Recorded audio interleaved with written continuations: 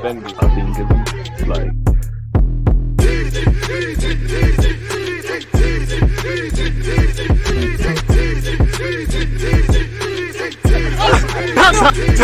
People deluded, I'm back again. Come on, Ian. Come on.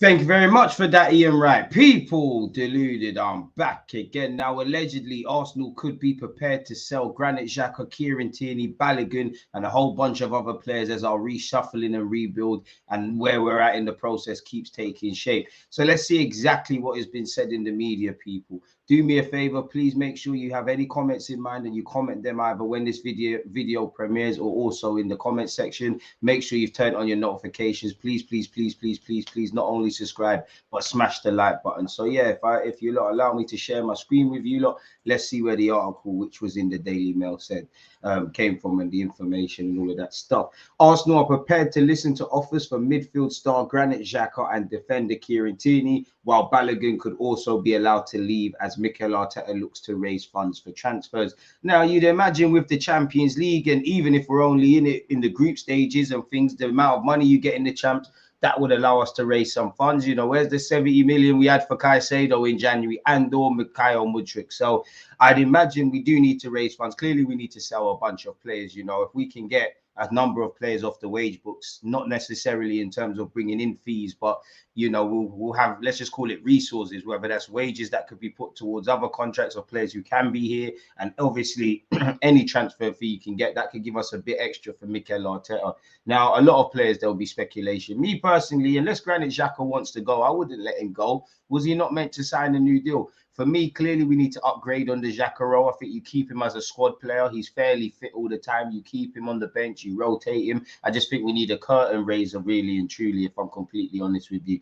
Where Kieran Tierney's concerned, would love to keep him. He's been linked with Manchester City, as I'm sure you've seen in other vids. But if he wants to leave, great. But then we're going to have to find another left-back. And I've already said, for me, we need a right-sided centre-back, a right-back, at least two central midfielders, in my opinion, and a winger / a striker. Whether you bring in a number 9 that's a bit physical, very different to what Balogun would be, Eddie Nketiah and Jesus, and then indirectly, you know, Jesus and Trossard are filling on the right hand side, sorry, for Saka if he needs rest or injuries and any of those sort of things.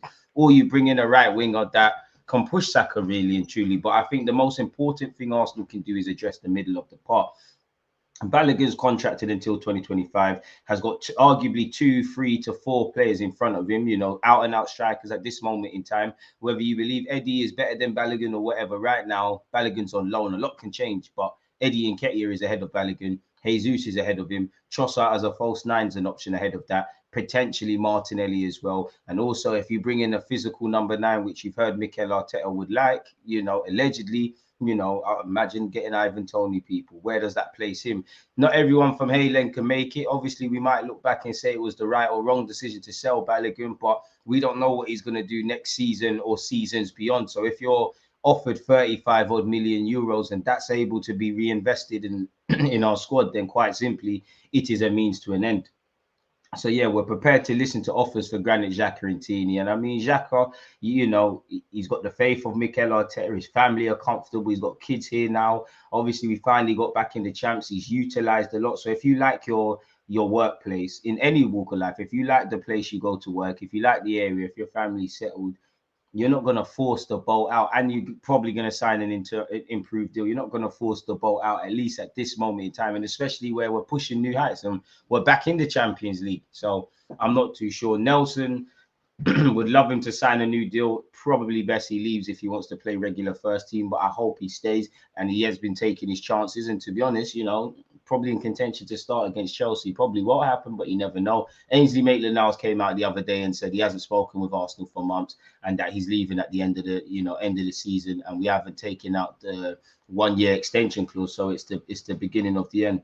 Arsenal prepared to listen to offers for Kieran Tierney and Xhaka this summer. Balogun, who has impressed on loan at Reims this season, could also be allowed to depart permanently as Mikel Arteta looks to raise funds for transfers. Reece Nelson, who is out of contract at the end of the season, could also depart, while Ainsley Maitland-Niles has already confirmed he will be leaving on a free transfer after his loan deal at Southampton expires. Arteta is looking to add players to his squad, with Arsenal looking to compete in the Champions League next season, having returned to the competition for the first time since 2017. As we know, Declan Rice is one of Arsenal's main transfer targets. We're prepared to listen to offers for Kieran Tierney. So that, you know, there's a difference between actively trying to sell players, you know, Pablo Mari, potentially Nuno Tavares. These are the players, and players of that ilk, Marie, Cedric, anyone else I'm forgetting. These are the players that actively will be looking to move on. Pepe, because they, you know, they're taking up too much wages or resources. You know, these are players I think with Tierney and Xhaka that the club, based on that, and definitely where Tierney's concerned, we'd be prepared to entertain offers provided, you know, they meet what we want. And if the player forces the boat out, or we make it clear this is an option too good to turn down. Other than that, I think they'll both stay. They could both stay. They won't actively be forced out of the club. And they're two of our more experienced players. And as you've seen, you need a squad, and you need squad players going into the Champions League. But if I'm honest, Tierney, as much as I love him, is very injury prone. Granit Xhaka, I like his mentality. I think he's a very good player, but he's not of the ilk and of the skill set that we need to really build our midfield around, really. And the longer we don't address our midfield and make those unpopular decisions over him and potentially Thomas Partey, we're going to keep paying lessons. Tierney's falling behind Zinchenko, but as you've seen, you know, Zinchenko isn't going to hold down that spot forever. You know, form dictates everything. He is drawing interest from Newcastle. Credit to Xhaka for having almost 300 appearances for Arsenal since joining us. Obviously, Balogun has 19 goals for Reims this campaign and might add to it over the weekend. He's behind certain players in the pecking order. He's made it clear he would like first-team football. So yeah, we might not have a better chance to do these things, but this is what that's what the article is saying there. Charles Watts has spoken about Emile Smith Rowe and his lack of minutes over the season. People, as you know, he was our top goal scorer, a second top goal scorer last season, finding the net 11 times in all comps. People, only Saka with 12 scored more. People. So we'll have to see. And you look a year later, things have changed. Saka's gone from strength to strength. Smith Rowe's had some testing periods with injuries. In football, it's not about what you've done a year or a month ago. Telling words from Mikel Arteta. He's pushing. In football, it's not about what you've done a year or a month ago. It's about what you do now, what you did yesterday, and what you're going to do tomorrow. The player has to have that mindset, and contribution has to be now to the team to make us better and win games. He's at the top of the mountain, playing on a regular basis, was our number 10. The only way he's down. And if you don't still seize your opportunity, obviously he's not really been fit for the majority of the season. Martinelli took his place. Right now, Fabio Vieira has been the next in command. You know, you're playing Xhaka for that 8 role. You're playing Odegaard for that 10 role. Trossard and Martinelli have locked down the left. I think we can't underestimate, if nothing more, how much of a valued squad member Smith Rowe could be.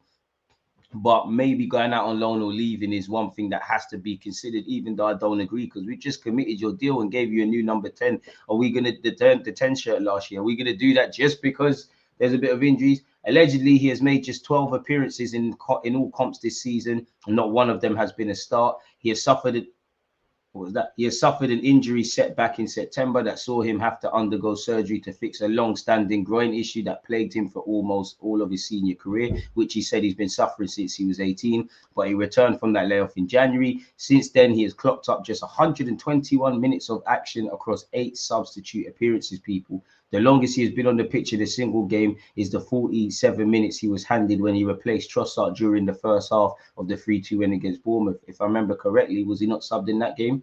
Arteta has had several opportunities to use the playmaker and he's opted not to, which is true. So yeah, he's having to be patient, really and truly, which is quite sad. But we're gonna have to keep going. Again, Arteta said he's on the right path, which we want to hear. There's a lot of competition right now in the team, and he needs as well the right moment and the right time in the game to get the opportunity, and then he needs to take it. When asked why Smith Rowe has been struggling for game time, and I mean, Fabio Vieira has been doing something that Smith Rowe hasn't, but Fabio hasn't taken his chances. So if you get your Smith Rowe, lock it down and remind the manager that arguably you helped to save his job and you were one of his go-to men way before a lot of things were going on. I think what he needs, like any player, he needs clarity. He needs to feel loved, to understand where he wants to be and what he needs to do to get there. He's on the right path. As I just alluded to, we don't need any of this. Fabio has been ahead of him because, you know, Arteta has said Fabio is giving him a headache, really and truly. So he's done what he's needed to do. Again, we've been linked with signing Mason Mount. Apparently, What Smith Rowe's lack of game time will mean for his long-term Arsenal future remains to be seen. He will still have 3 years left on a contract he signed in 2021 when this season comes to an end. He's happy at Arsenal and does not want to leave, but he'll be well aware that the club are looking to add to their squad again this summer ahead of the return to the Champions League. One of the players they like is Mason Mount, who could leave Chelsea, and should Arsenal firm up their interest in the England international, that could further cloud the outlook for Smith Rowe in North London. The 22-year-old has his own international ambitions. As you know, it wasn't too long ago that he was called up to the England squad and did score. So he's just going to need to keep going. This season's firmly an L for him, really. He's just going to have to accept it. And next season, have a brighter season, really and truly. Once again, we've been linked with Mason Mount. We've been hearing that Arsenal have held, tentative talks over him. People apparently he's emerged as a key target for the Gunners ahead of the summer.